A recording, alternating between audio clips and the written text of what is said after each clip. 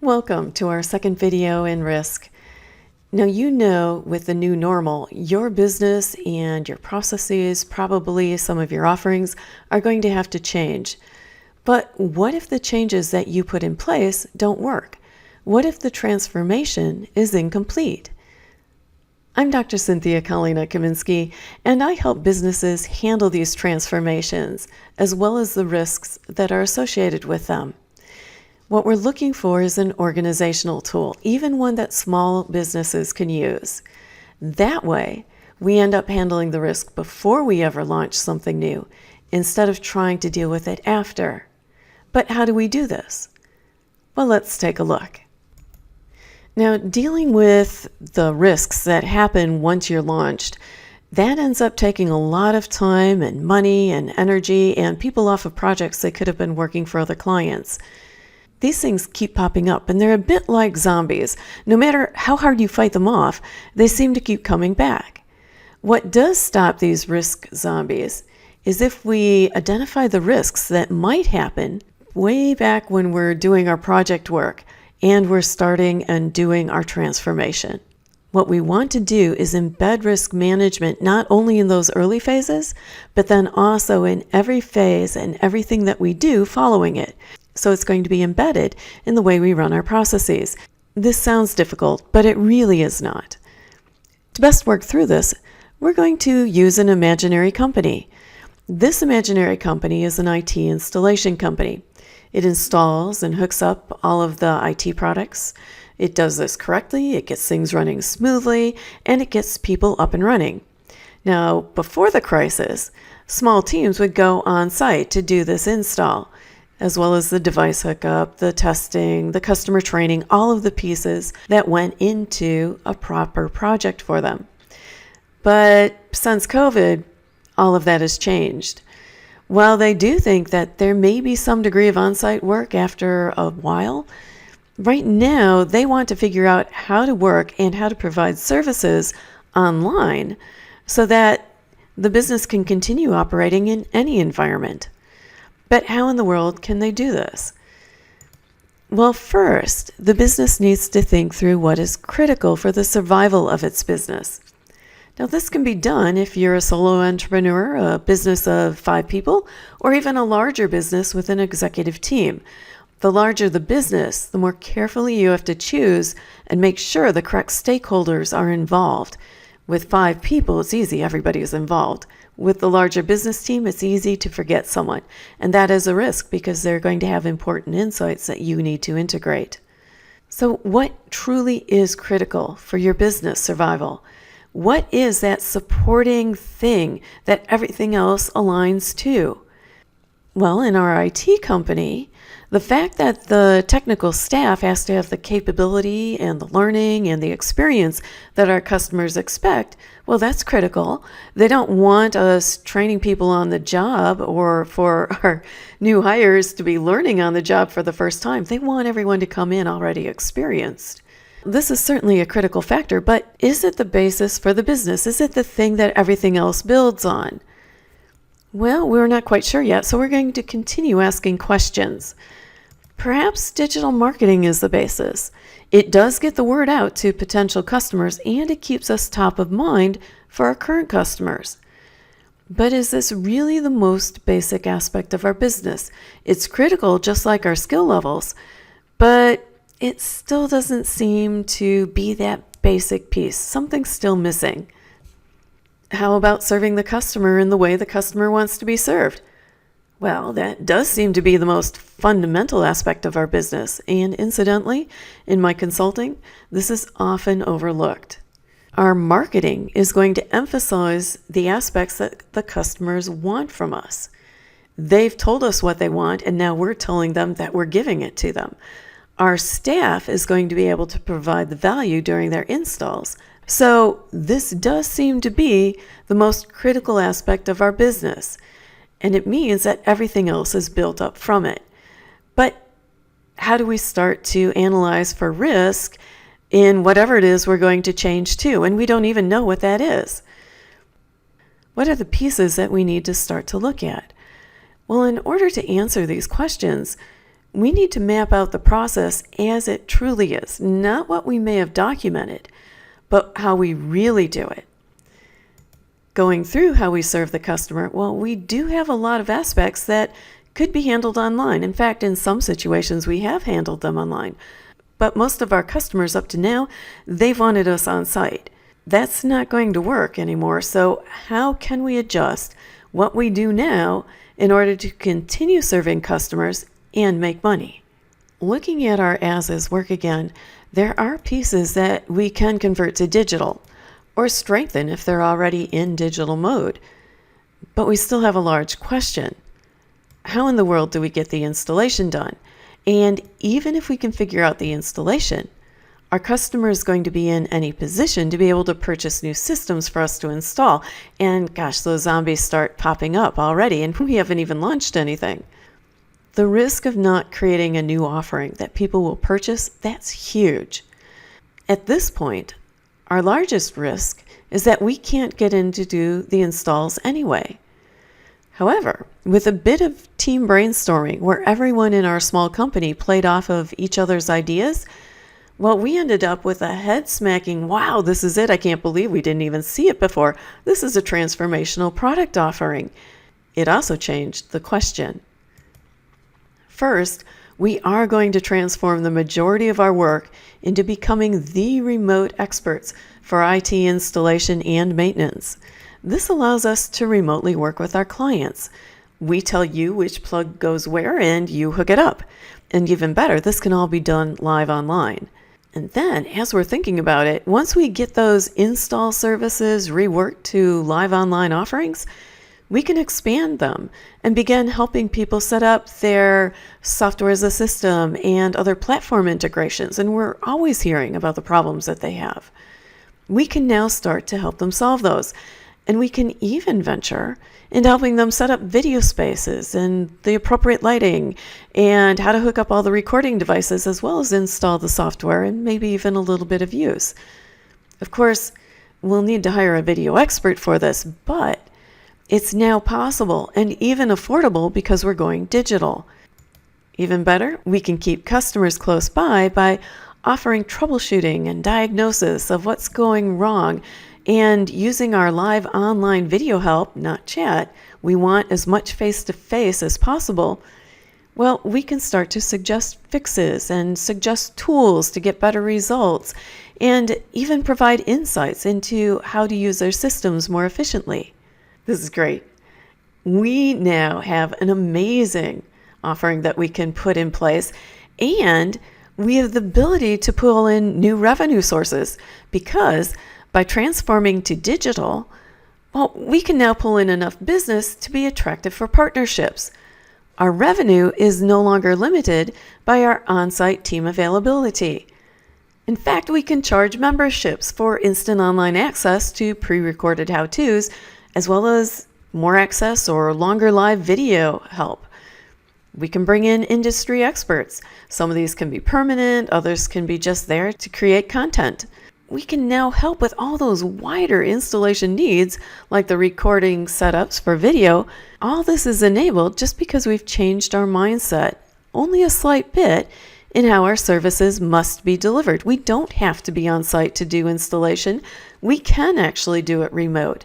And that means we've opened up a whole host of opportunities. Of course, we can still offer that on-site installation, but we're going to limit it to a small portion of our business. And yes, we are pumped because, hey, what could possibly go wrong? Other companies are doing this type of delivery, so the methods are tried and true. Of course, other companies are not our company. There are always new gotchas to be uncovered, and there are always unique gotchas for your business. You can uncover these before they appear in your launched product, and you can start to mitigate them or put in place things that will eliminate them. Or, of course, you can wait until they appear and then run around like a chicken with its head cut off in front of your customers. Yeah, best if we do a bit of risk management up front. So, what are the risks? We want to brainstorm all the things that could go wrong. This is stuff that you may already do, but now we're starting to formalize it. We want to write as many ideas as possible let's say on sticky notes, and we're just going to put those sticky notes on a wall or maybe a whiteboard, and we're not going to put them in any particular order. What's important is that we just get them written and put on one of those notes. All of these things are going to go into the design of our new offering and our new processes. That way, potential problems never have a chance. As we think through the risks, we can also rate them according to how bad each one will be for our business. Here we put sad emojis on each one. The more sad emojis, the worse the problem. And what I'm asking you to do is pay particular attention to that last line item. Often we get caught up by the excitement of the new offering and figuring out all the details. And yes, figuring out all the risks because this is a great offering and we don't want anything to stop it. But then we forget that there's a bigger strategic question of whether or not our customers will even buy what it is we design. Again, this is another basic piece of many of the problems that we're going to have. If we release something they don't want, then we're constantly trying to adjust it and fix it in real time. Instead, if we figure out what they really want up front, not only can we figure out how to make a product that they really want to buy, but all our processes will make sure that that happens smoothly. How do we do that? Well, an easy way is to create risk categories. These are containers that our business must make sure are loaded with category risks up front. What you can do is just take all those post-it notes that are on the whiteboard and put them under categories now, instead of just have them random. This gives you a bit of organization. As you can see, some of the risks that we had to deal with end up in several categories. This sharing of risk and the resulting solutions, well, it has to accommodate all the places that it went into, which means we have to communicate regularly. This way, one area of the business doesn't create the most amazing solution ever, only to the detriment of another part of our business. One of the ways to get through this is to use a daily huddle. That's when all the members of the team spend 15 minutes together each and every day in the morning, and each person talks about what they have to achieve today and what the constraints are to achieving it. All of the solutions to these problems and the coordination, that's worked outside of the huddle. This huddle is a communication tool. It also makes sure that we're constantly asking that question, are we following the customer requirements? Are we meeting the customer requirements? Does what you just did solve and provide value for the customer? Now, we used folders to capture and organize risk items. These could be electronic or they can be physical, and that way we can monitor, mitigate, and eliminate risks because we know what category they are in and that they have to be worked on. But you could also use a spreadsheet that tracks the risk and a number of other pieces, such as when it was supposed to be finished and when it was actually done. This allows you to see how optimistic you are. If you constantly miss the due date by a week, then for the next project, you're going to add a week to each due date. A huge risk with spreadsheets is that everyone is going to have their own copy, they're going to mark them up, and they're not going to share those markups, which means everyone's working off of a different spreadsheet. What you need to put in place is that one person is going to be the master of the spreadsheet. They're going to control who gets to look and read the spreadsheet and who gets to actually edit the spreadsheet, and they're the owners of the master copy, and only that master copy is the one that everyone works off of. Now, as you grow, you may want a more sophisticated tool, one that provides instant access and individual task entries. Here, I've shown a project management light software solution. This one is from Trello, and I'm not telling you that you need to use Trello. What I'm saying is that this is an example of a software solution that's out there for you to try. Here, we've got different cards and categories. You can take the doing and done categories and change them into categories that we've been using. You can then put each one of the risks underneath each category that it belongs in, or whatever organizational setup you want to use for your company, just so it works. Remember, those risk zombies are still going to try to derail your effort, even inside of you handling all the risk. For example, risk mitigation work takes time. and that means that you can't do other things. There's going to be a temptation to skip risk mitigation and go to that next new thing. But that next new thing still has lots of risks too. You're going to lean on your management team to make sure they focus to see the project through to finish. The more you do up front in terms of eliminating and mitigating risk, the less wasted time, effort, and money will be repeatedly spent after launch. Now, the great thing is, using these tools in your organizational process, you're cleaning up a bunch of potential problems before your customers ever see them. However, you're not done yet. There are bigger risks, and these are the business risks that are associated directly with your new offering or your change or your project. The management team, well, they can be working through these risks in parallel with the design or the functional area or the change management or whoever's working the risk piece. Communication is again key. Managers must be in these daily huddles. They need to communicate what decisions they've made so that people know how to adjust what they're doing to those decisions. And the risk team or the project team, the change management team, whatever you're calling it, they need to communicate to the managers what risks they're solving for and how.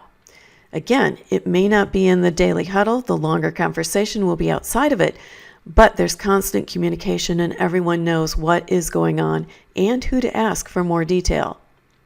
What we have listed here do start to address the gotchas that could be experienced when we enter into online sales. Our business needs to decide if we're going to be regional. We used to have to be regional because we had teams that had to go out and we had a radius that we had to work within.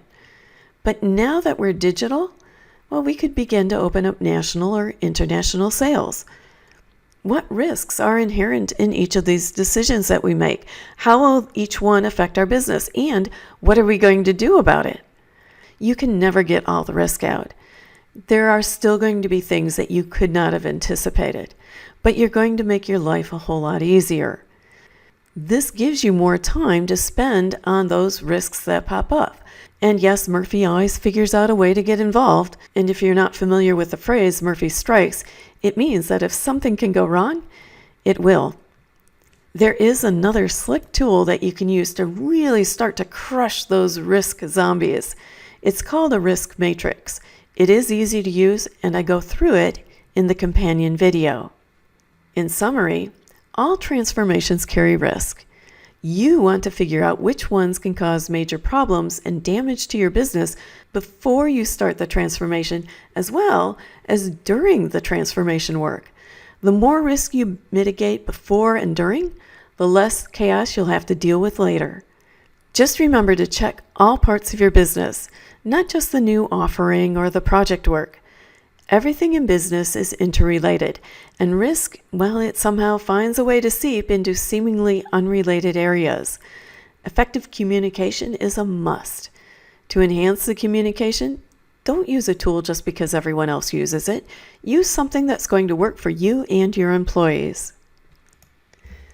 Sometimes we just get bogged down in all the details of trying to figure out not only the design of the new product, as well as all the processes that support it, but the details of risk. If you'd like an objective set of eyes to help you identify the risk in your project and your transformation, then please sign up for one of our free 30-minute strategy sessions. You can do this at www.aligningstrategy.com. And incidentally, this is where all the videos and the handouts are also kept. If you have an idea about something that you'd like us to cover in one of the upcoming videos, then go ahead, shoot me an email to success@processstrategysolutions.com. And I'm eager to hear how you're squashing your risk zombies. See you next video.